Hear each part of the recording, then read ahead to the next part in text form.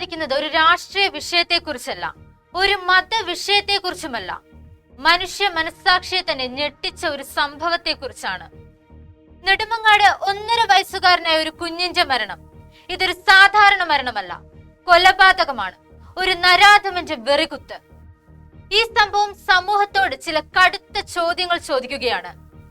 1.5 വയസ്സുള്ള ഒരു കുഞ്ഞ്, സ്വന്തം പേര് പോലും വ്യക്തമായി പറയാൻ കഴിയാത്ത പ്രായം, തന്റെ വേദന ആരോടെങ്കിലും തുറന്നു പറയാൻ കഴിയാത്ത പ്രായം. അത്തരം ഒരു കുഞ്ഞിനെ സംരക്ഷിക്കേണ്ടവർ തന്നെ കാലനായാൽ പിന്നെ സമൂഹം എന്തിനാണ്? നമ്മൾ പലപ്പോഴും അഭിമാനത്തോടെ പറയുന്നു, കേരളം വിദ്യാഭ്യാസമുള്ള സമൂഹമാണ്, പുരോഗമന സമൂഹമാണ്. എന്നാൽ ഒരു കുഞ്ഞിന് സുരക്ഷിതമായി ജീവിക്കാൻ പോലും കഴിയുന്നില്ലെങ്കിൽ ആ പുരോഗതിയുടെ അർത്ഥം എന്താണ്? കുട്ടികൾക്കെതിരായ അതിക്രമങ്ങൾ നടക്കുമ്പോൾ പലരും മിണ്ടാതിരിക്കുന്നു. പരാതിപ്പെട്ടാലും നടപടി എടുക്കേണ്ട നിയമ സംവിധാനങ്ങൾ നോക്കുകുത്തികളാകുന്നു. ഒരു തരത്തിലുള്ള വിട്ടുവീഴ്ചയും പൊതുസമൂഹം അംഗീകരിക്കില്ല. ഇന്ന് നമുക്ക് ദുഃഖം പ്രകടിപ്പിക്കാം, പക്ഷേ അതിൽ മാത്രം നിർത്തരുത്. ആ കുഞ്ഞ് ഇനി തിരികെ വരില്ല, പക്ഷേ നീതി ഉറപ്പാക്കണം. അതാണ് ഒരു പരിഷ്കൃത സമൂഹത്തിന്റെ ഏറ്റവും കുറഞ്ഞ ഉത്തരവാദിത്തം. ICG ന്യൂസ് ടൈമിലേക്ക് സ്വാഗതം. ഞാൻ അമൃത. നോക്കാം ഇന്നത്തെ പ്രധാന തലക്കെട്ടുകൾ. CBSE 12ാം ക്ലാസ് പരീക്ഷയുടെ പുനർമൂല്യനിർണയത്തിനുള്ള പോർട്ടൽ തയ്യാറായി. ജൂൺ 6 വരെ അപേക്ഷിക്കാം.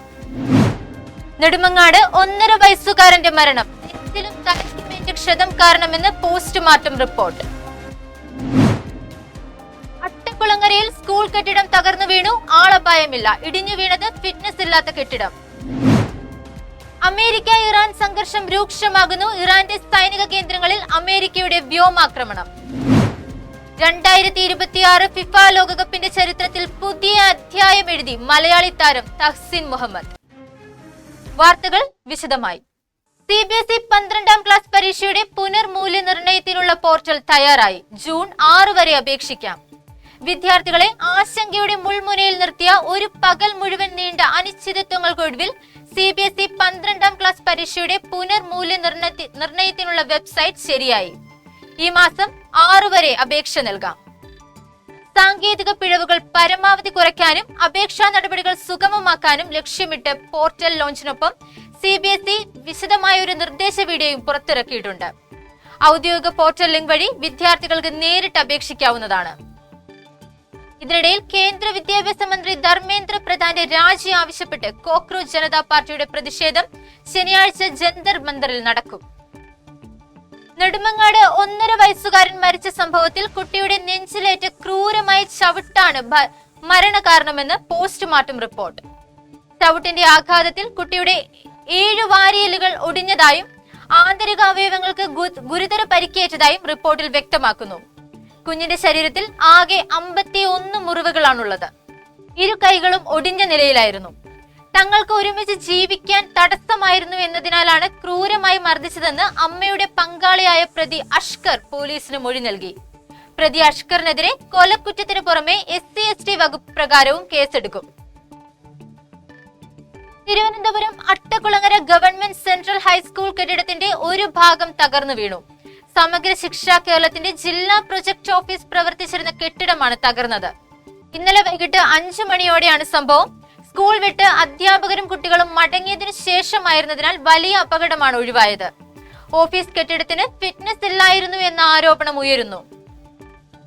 അമേരിക്ക ഇറാൻ സംഘർഷം രൂക്ഷമാകുന്നു. ഇറാന്റെ സൈനിക കേന്ദ്രങ്ങളിലേക്ക് വ്യോമാക്രമണം നടത്തി അമേരിക്ക. ഗോരുഖ് നഗരത്തിലെയും കൃഷ്ണം ദ്വീപിലെയും റഡാർ ഡ്രോൺ സംവിധാനങ്ങൾക്ക് നേരെയായിരുന്നു ആക്രമണം. ഇതിനു പിന്നാലെ അമേരിക്കൻ താവളങ്ങൾ ലക്ഷ്യമാക്കി ഇറാനും പ്രത്യാക്രമണം നടത്തി. അതേസമയം കുവൈറ്റിലും ഇസ്രായേൽ ലെബനാൻ അതിർത്തി മേഖലയിലും ആക്രമണങ്ങൾ റിപ്പോർട്ട് ചെയ്യപ്പെട്ടിട്ടുണ്ട്. വടക്കൻ ഇസ്രായേലിലെ ജനങ്ങളോട് സുരക്ഷാ കാരണങ്ങളാൽ പ്രദേശം ഒഴിയാൻ അധികൃതർ നിർദ്ദേശം നൽകിയിട്ടുണ്ട്. ഈ മേഖലയിൽ ഇറാൻ മിസൈൽ ആക്രമണം നടത്തിയേക്കാമെന്ന ആശങ്കയും ശക്തമാണ്. 2026 ഫിഫ ലോകകപ്പിന്റെ ചരിത്രത്തിൽ പുതിയ അധ്യായം എഴുതി മലയാളി താരം തഹ്സിൻ മുഹമ്മദ്. കേരളത്തിന്റെ ഫുട്ബോൾ സ്വപ്നങ്ങൾക്ക് പുതിയ ഉയരം സമ്മാനിച്ച് കണ്ണൂരുകാരൻ തഹ്സിൻ മുഹമ്മദ്. അമേരിക്കയിൽ നടക്കുന്ന ഫിഫ ലോകകപ്പിൽ ഖത്തർ ദേശീയ ടീമിനായി കളിക്കാനൊരുങ്ങുകയാണ് ഈ 19കാരൻ. കണ്ണൂർ സ്വദേശികളായ ജംഷീദിന്റെയും ഷൈമയുടെ മകനായ തഹ്സീൻ ലോകകപ്പ് ടീമിൽ ഇടം നേടുന്നതോടെ ലോകകപ്പ് വേദിയിലെത്തുന്ന ആദ്യ മലയാളി താരം എന്ന ചരിത്ര നേട്ടവും സ്വന്തമാക്കും. കേരളത്തിൽ അടുത്ത 5 ദിവസങ്ങളിൽ അതിശക്തമായ മഴയ്ക്ക് സാധ്യത. ഒറ്റപ്പെട്ട സ്ഥലങ്ങളിൽ കനത്തതോ അതിശക്തമായതോ ആയ മഴ ലഭിക്കുമെന്ന് കേന്ദ്ര കാലാവസ്ഥാ വകുപ്പ് അറിയിച്ചു.